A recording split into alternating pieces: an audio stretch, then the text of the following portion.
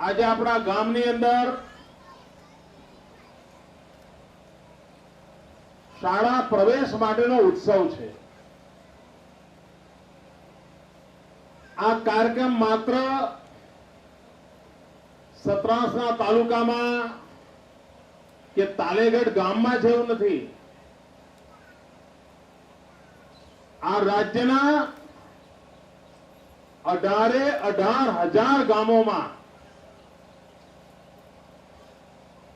ગયા 3 દિવસથી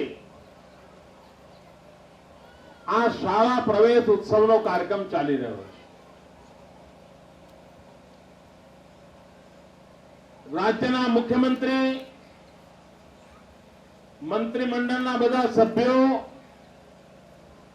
ધારાસભ્યો, લોકસભા રાજ્યસભાના સભ્યો, સરકારના બધા જ અધિકારીઓ, राज्य कक्षाના અધિકારીઓ, જિલ્લા કક્ષાના અધિકારીઓ, હજારો સરકારના મુખ્ય બધા લોકો અત્યારે ગુજરાતના ગામડા ખોદી રહ્યા છે, ગામો ગામ જઈ રહ્યા છે અને ગામડામાં જઈને ઘરે ઘરેથી બાળકો શાળામાં દાખલ થાય। मां बाप बाळकोने भणवा माटे मूके, शिक्षको अने शिक्षण विभाग एक पण बाळक निशाळे जवानी उंमरनुं होय परंतु निशाळे जवामां रही न जाय एना माटे जहमत उठावी रह्या। गामो गाम जईने जहमत उठावी रह्या छे। धूम धकतो ताप होय, धूळनी डमरीओ उड़ती होय, काळ जाळ गरमी होय, छतां पण आ बधा आगेवानो आजे गुजरातना गामडा खूंदी रह्या छे।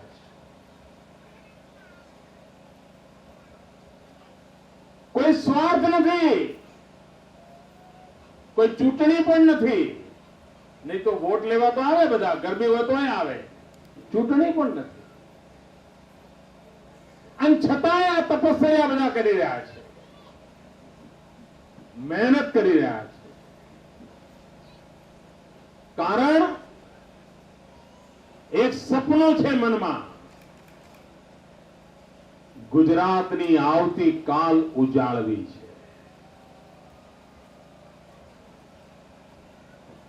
आपणुं गणपण सुधारવું છે, વડીલો, માતાઓ, બહેનો, આપણું ગણપણ સુધારવું છે, એટલા માટે મહેનત છે।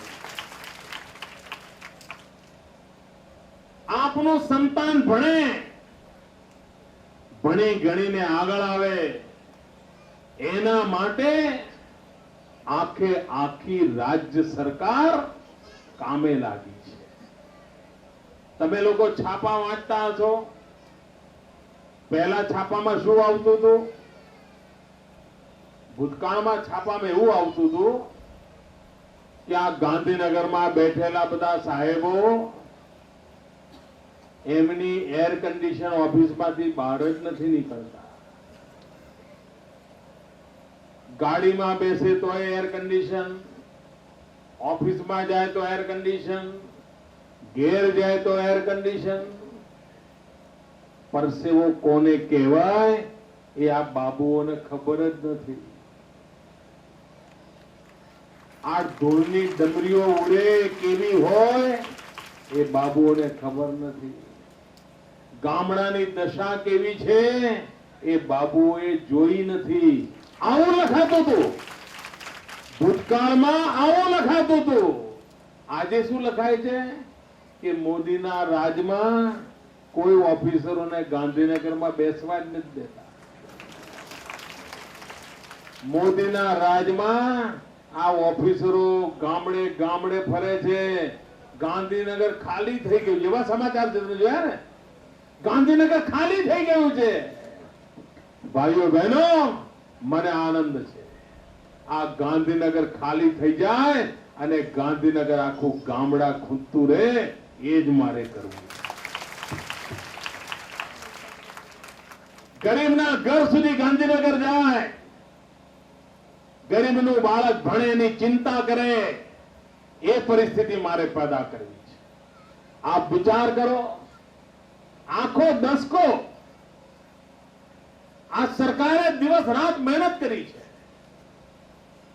અને માત્ર શિક્ષણ વિભાગ નહીં, પોલીસ ખાતાના લોકો પણ ગામડે ગામડે ફરી રહ્યા છે બાળકો નિશાળે લઈ જવા માટે. વન વિભાગના અધિકારીઓ પણ ફરી રહ્યા છે, આઈએએસ ઓફિસરો પણ ફરી રહ્યા છે. કારણ બધાએ નક્કી કર્યું છે કે ગુજરાતને આપણે શિક્ષિત બનાવવું છે. ગુજરાતનું કોઈ એવું ભૂલકું ના હોય કે જેને નિશાળથી વંચિત રહી ગયું હોય. આ કલંક મિટાવવું છે સાહેબ. આપ વિચાર કરો, આપના ગામની આ શાળાને 50 વર્ષ થયા છે. કેટલા તમને ખબર છે? આ તમારા ગામની નિશાળને કેટલા વર્ષ થયા ખબર છે ભાઈ? ગામવાળાને બોલો, ખબર જ નથી. તમારો જન્મદિવસ ઉજવો, તમારા લગ્નની તિથિ ઉજવો, પણ ગામમાં નિશાળ શરૂ થઈ એની તિથિ તમને યાદ નથી. બોલો, આનાથી વધારે કમનસીબ શું? આ ડિસેમ્બર મહિનામાં તમારી શાળાને 50 વર્ષ થવાના છે. આ ગામના લોકો મોટો ઉત્સવ ઉજવજો ભાઈ. જેટલા લોકો આ ગામમાં નિશાળમાં ભણીને ગયા છે બધાને ભેગા કરજો. કરશો ભાઈ? સરપંચ કરશો? પાકું? ઢીલું બોલો છો, ખોખારીને બોલો ને. હા, 50 વર્ષમાં આ ગામની અંદર જેટલા બાળકો નિશાળમાં ભણીને ગયા હોય, જ્યાં હોય અત્યારે ત્યાં બધાને બોલાવો, ભેગા કરો. અત્યારથી બધાનું ભેગા કરવાનું ચાલુ કરો, બધાને વાત પહોંચાડો અને 50 વર્ષની ઉજવણી કરો ભાઈ.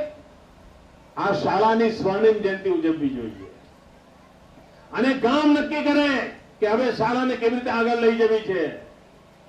અહીંયાથી ભણી ગણીને ઘણા લોકો શિક્ષક બન્યા હશે, કોઈ બીજે સરકારમાં નોકરી કરતા હશે. બધાને ભેગા કરો, યાદ કરો કે ભાઈ આ શાળા છે જેને તારી જિંદગી બનાવી, આવો આપણે શાળામાં ભેગા થઈએ અને ગામની અંદર એક મોટો કાર્યક્રમ આના દ્વારા થાય એની ચિંતા આપણે કરવી જોઈએ. એક મોટો સ્વર્ણિમ જયંતિનો અવસર મનાવીએ. હમણાં ગુજરાતની સ્વર્ણિમ જયંતિ આપણે ઉજવી જોઈ ને તમે? કેવી ચારે તરફ બધા દોડતા કરી મૂક્યા હતા. આપણે ગામને આગળ લઈ જઈએ, એનો અવસર ઉજવીએ. અને મારી તો વિનંતી છે, દર વર્ષે આ શાળાનો જન્મદિવસ ઉજવવો જ જોઈએ. ગામ આખું ભેગું થાય, ગામમાં શાળાનું વાતાવરણ બને. નહીં તો અહીંયા ઘણા એવા હશે કે લોકો 30, 25, 35 વર્ષ પછી પહેલી વાર આજે શાળાના મેદાનમાં આવ્યા હશે. અહીંયા બેઠેલા ઘણા એવા હશે, પોતે જયારે ભણ્યા હશે ત્યારે નિશાળ આવ્યા હશે, પછી ડોક્યું નહીં કર્યું હોય. બોલો, અરે ગામમાં મંદિર જવા માટે ટાઈમ છે, મસ્જિદમાં જવા માટે ટાઈમ છે. આ નાના નાના ભૂલકાની જિંદગી બનાવે છે. એ જગ્યાએ જવા માટે તમને જો ટાઈમ ના હોય તો એનાથી વધારે જિંદગીનું ભૂંડું શું હોય ભાઈ? આપણી શાળા તરફ આપણું ધ્યાન હોવું જોઈએ, ગામે ચિંતા કરવી જોઈએ, પણ આપણને પડી જ નથી હોતી. આ તો શાળા આપે તો સરકારી.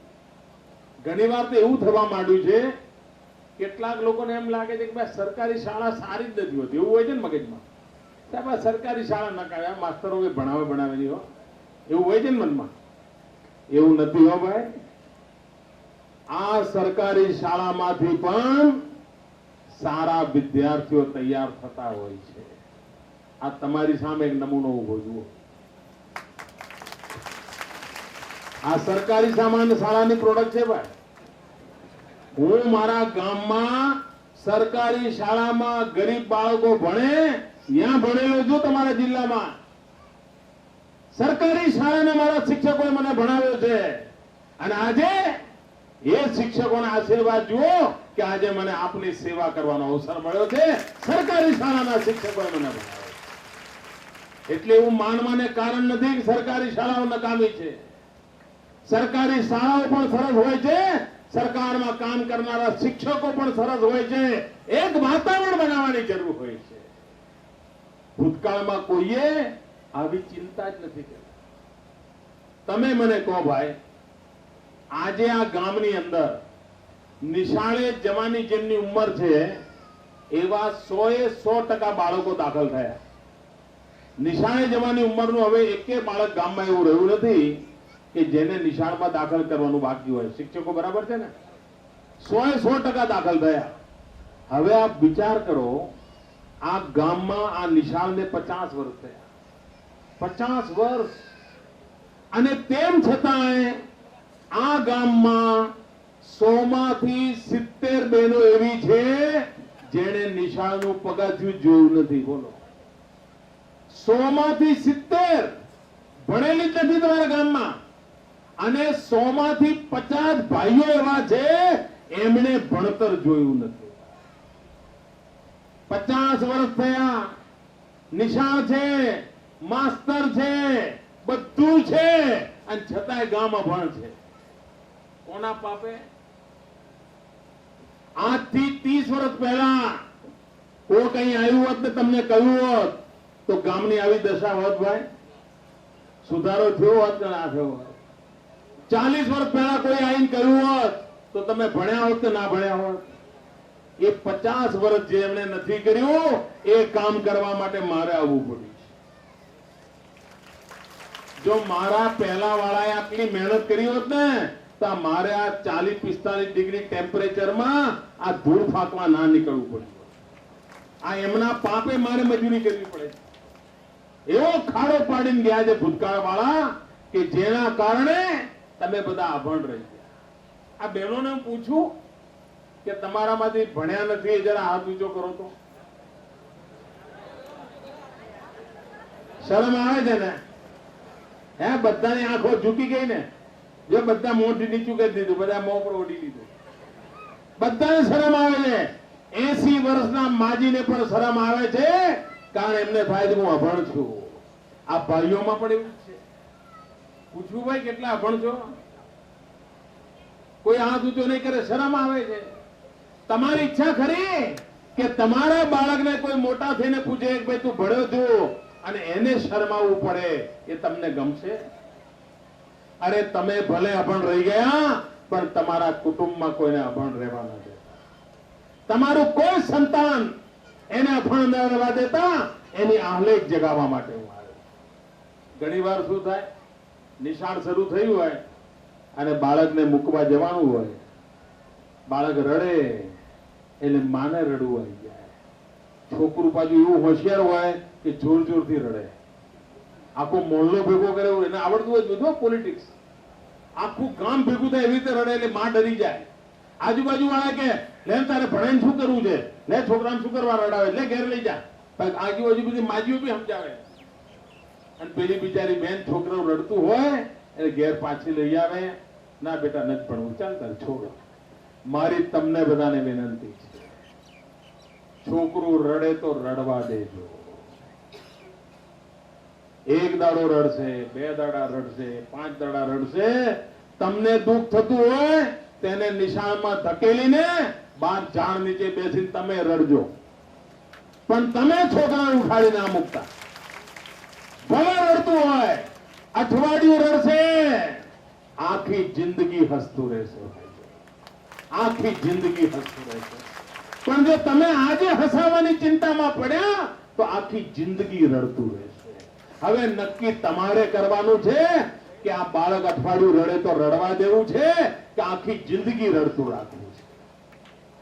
આપણું બાળક આખી જિંદગી હસતું રહે એના માટે આ સરકાર મહેનત કરે છે, અને એના માટે ગામડા ગોંધે છે, અને આપના બાળકને ભણાવવા માટે આપની પાસે ભિક્ષા માંગે.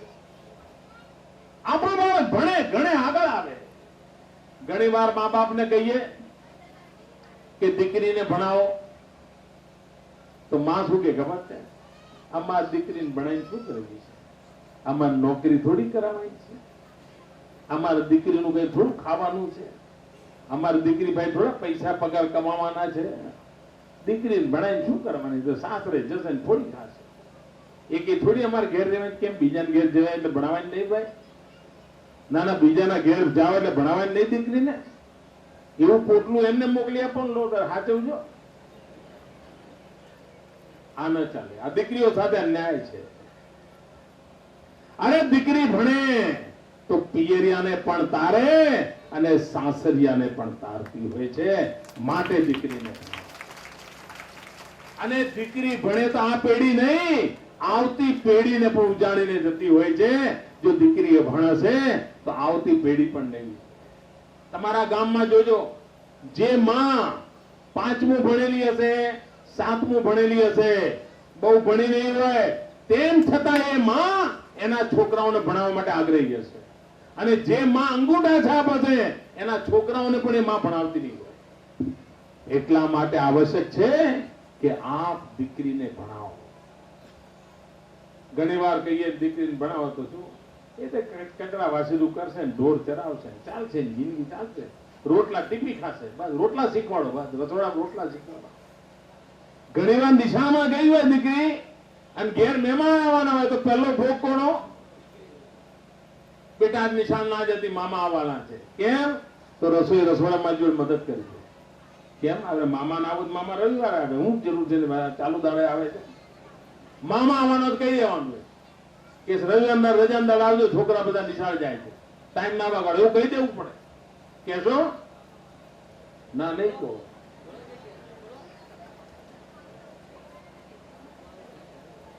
દીકરીનું ઘરમાંથી ક્યાંક જવાનું હોય, લોકાચાર જવાનું હોય, કામે જવાનું હોય તો દીકરીને શું કે બેટા તું કાલ નિશાળ ના જતી હો, કાલે ઘરે રહેજે, નાના ભાઈ તાર રમાડવાનો છે, મારા મામા ઘેર જવાનું. કેમ ભાઈ? આ નાની નાની દીકરીઓ નાના ભાઈને રમાડવા માટે લાયા છો? અરે એને ભણાવવી પડે, એની કાળજી લેવી પડે, એનો વિકાસ થાય એની ચિંતા કરવી પડે. અને તમે જોયું હમણાં પહેલો નંબર આવેલી બધા ઇનામ લેવા આવ્યા હતા, એમાં વધારે દીકરીઓ હતી, છોકરા તો 2 જ હતા.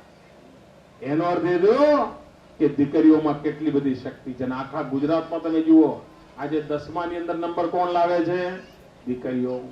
12મા ધોરણમાં નંબર કોણ લાવે? દીકરીઓ. રમત ગમતમાં મેડલ કોણ લઈ આવે? દીકરીઓ. જ્યાં જુઓ ત્યાં દીકરીઓની બોલબાલા છે. દીકરાઓ કરતા દીકરીઓ આગળ નીકળી જાય છે. તમે તમારી દીકરીઓને ભણાવશો નહીં તો તમારા ઘરની અંદર આ પુણ્ય નહીં આવે. અને માટે હું વિનંતી કરવા આવ્યો છું કે આ ગામની બધી દીકરીઓ ભણવી જોઈએ, આ ગામના બધા દીકરા ભણવા જોઈએ. કોઈ કુટુંબ એવું ના હોય કે જ્યાં શિક્ષણ ના હોય. આપણને બધા પૈસા જોઈએ છે ને ભાઈ, સુખી થવું છે ને બહેનો, બધા ઘરમાં પૈસા દોલત જોઈએ ને, લક્ષ્મીજી જોઈએ ને કે નથી જોઈતા? લક્ષ્મી કે છે ને, રૂપિયા એટલે લક્ષ્મી કે ને. આ લક્ષ્મીનો એક નિયમ ખબર છે? જ્યાં સુધી ઘરમાં સરસ્વતી ના આવે ત્યાં સુધી લક્ષ્મી આવે જ નહીં. ઘરમાં પહેલા સરસ્વતીની પધરામણી કરો, લક્ષ્મી આપોઆપ આવશે. સરસ્વતી એટલે શિક્ષણ. શિક્ષણ આવે, વિદ્યા આવે, જ્ઞાન આવે એટલે સરસ્વતી ઘરમાં આવે.